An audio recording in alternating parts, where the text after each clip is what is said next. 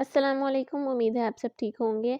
कल हमने chapter 2 wind up किया है और आज हम चैप्टर 2 के last 2 remaining past paper question करेंगे और उसके बाद चैप्टर 3 पे चले जाएंगे इंशाल्लाह।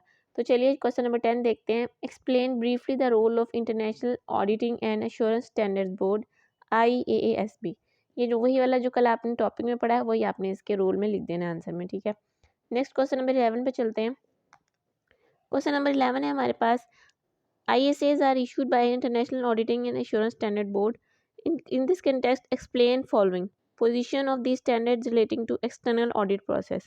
एक्सटर्नल ऑडिट प्रोसेस के लिए क्या है इसकी पोजीशन है।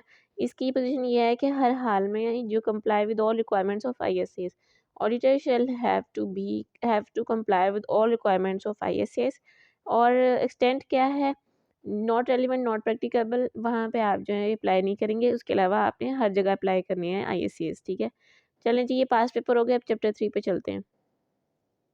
चैप्टर 3 है हमारे पास ऑडिट एविडेंस। चैप्टर 1-2 में हमने जो है एलिमेंट्स ऑफ एश्योरेंस एंगेजमेंट में सब्जेक्ट मैटर और सूटेबल क्राइटेरिया और 3 पार्टी रिलेशनशिप हमने स्टडी कर लिया है और चैप्टर 3 में हम एविडेंस स्टडी करेंगे, ठीक है। ओके, तो हमारे पास एविडेंस क्या होता है। Audit evidence is the information used by auditor in arriving at the conclusions on which auditor report is based। ये हमने चैप्टर 1 में भी डेफिनेशन पढ़ी थी। ऑडिट एविडेंस वो इंफॉर्मेशन है जो ऑडिटर यूज़ करता है ऑडिट रिपोर्ट में कंक्लूजन देने के लिए, ठीक है। जो वो ऑडिट रिपोर्ट में कंक्लूजन देता है वो इस एविडेंस की बेस पे देता है, ठीक है। Audit evidence should be sufficient and appropriate. Audit evidence जो है वो सफिशिएंट भी होना चाहिए, अप्रोप्रिएट भी होना चाहिए, ठीक है। सफिशिएंट जो है वो क्वांटिटी वाइज और appropriate means quality wise. Next हम स्टडी करते हैं what is meant by sufficient evidence. Sufficient का क्या मतलब है। Sufficiency is the measure of quantity of audit evidence, कि क्या कितनी क्वांटिटी होनी चाहिए एविडेंस की, किस सिचुएशन में कितना आपने एविडेंस कलेक्ट करना है, क्या हर सिचुएशन में सेम आपने एविडेंस कलेक्ट करना है कि डिफरेंट सिनेरियोज में डिफरेंट एविडेंस कलेक्ट करना है। Sufficiency of audit evidence affected by, किन किन फैक्टर्स की वजह से अफेक्ट होती है।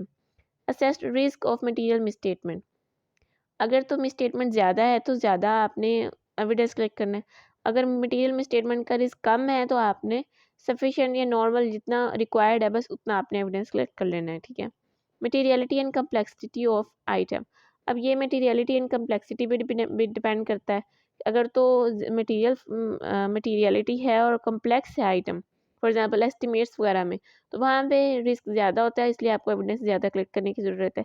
लेकिन अगर रिस्क कम है तो आप कम एविडेंस भी कलेक्ट कर सकते हैं। Auditors knowledge and experience of business, auditor का नॉलेज और एक्सपीरियंस भी बड़ा मैटर करता है कि उसको, अगर तो उसके पास इंफॉर्मेशन है ऑलरेडी, वो ऑडिट कर रहा है उसका, तो फिर उसके लिए उसको कम प्रोसीजर्स अप्लाई करने पड़ेंगे। और अगर वो फर्स्ट टाइम ऑडिट कर रहा है तो तब उसको जो है वो ज़्यादा एविडेंस कलेक्ट करने पड़ेंगे। Quality of audit evidence, audit evidence की क्वालिटी भी मैटर करती है कि किस तरह का आपने एविडेंस कलेक्ट करना है, ठीक है, कितना होना चाहिए, उसकी क्वालिटी मैटर करती है। नेक्स्ट हमारे पास strength of internal control system of client, internal control system भी मैटर करता है कि अगर तो वो स्ट्रॉन्ग है तो भी हमें कम, वहाँ पे रिस्क कम है तो कम हमें प्रोसीजर्स अप्लाई करने पड़ेंगे, लेकिन अगर रिस्क ज़्यादा है तो फिर ज़्यादा एविडेंस कलेक्ट करने पड़ेंगे। नेक्स्ट हमारे पास है what is meant by appropriate evidence. हमने सफिशिएंट तो देख लिया, एप्रोप्रिएट का क्या मतलब है। Appropriateness is the measure of quality of evidence. Appropriateness of evidence affected by relevance and reliability of information on which it is based. ये quality पे डिपेंड करता है, ठीक है। मेजर ऑफ क्वालिटी है, ये रेलेवेंस और रिलायबिलिटी से इफेक्ट होता है, ठीक है। जो इन्फॉर्मेशन आप कलेक्ट कर रहे हैं वो कितनी रिलायबल है, कितनी रेलेवेंट है, ये मैटर करता है क्वालिटी में। एविडेंस की क्वालिटी में ये दोनों फैक्टर मैटर करते हैं, ठीक है। हमारे पास इसके सब पॉइंट्स रेलिवेंट भी है और रिलायबिलिटी भी है। तो पहले हम रिलायबिलिटी डिस्कस करते हैं। ओके जी, रिलायबिलिटी डिस्कस करते हैं। Reliability of evidence depends on it's source, nature and circumstances under which it is obtained. Source पर डिपेंड करता है कि सोर्स से ऑब्टेन किया है, क्या नेचर है उसकी एविडेंस की, किन हालात में ऑब्टेन किया गया, ये सब जो है वो डिपेंड करता है इन सब पे, ठीक है। एग्जाम्पल क्या है, evidence in the form of original document is more reliable than photocopy, ठीक है। अगर ओरिजिनल डॉक्यूमेंट आपको, फॉर एग्जाम्पल ID कार्ड है, अगर आपके पास ओरिजिनल है उसमें और जो आपके पास फ़ोटोकॉपी है, उन दोनों में डिफ़रेंस क्या है? ओरिजिनल वाली जो है वो ज़्यादा आप इफ़ेक्टिव होगी बजाय फ़ोटोकॉपी वाले के। Evidence in documentary form is more reliable then evidence in oral form. अगर डॉक्यूमेंटेड है आपके पास कोई भी एविडेंस, वो ज़्यादा रिलायबल है देन कि आपको कोई ओरली बता रहा है, ठीक है? Evidence from independent external source is more reliable then internal evidence. Externally अगर एक्सटर्नल सोर्स से आप अगर कोई एविडेंस ले रहे हो, वो ज़्यादा रिलायबल है बजाय इसके कि आप इंटरनली कोई एविडेंस आपको कोई दे रहा है।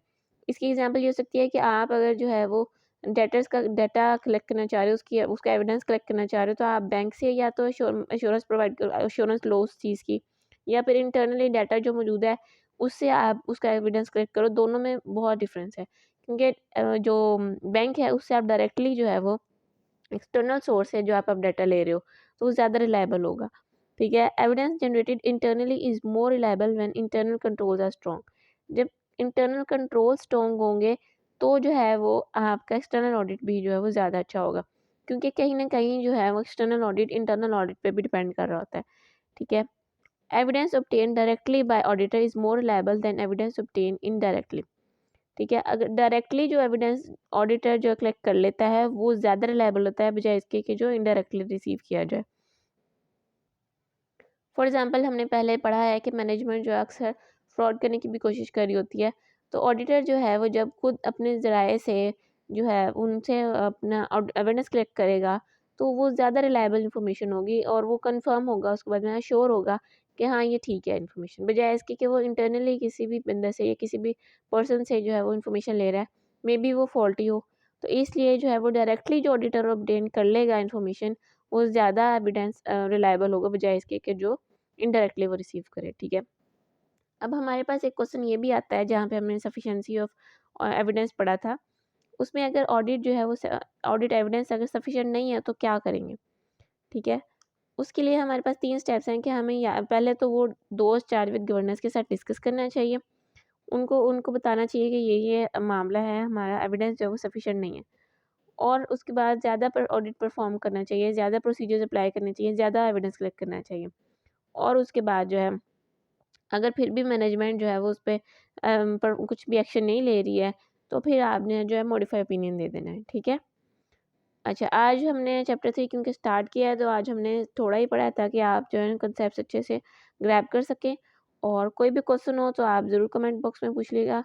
आज के लिए इतना ही, अपना ख्याल रखिएगा। अल्लाह हाफ़िज़।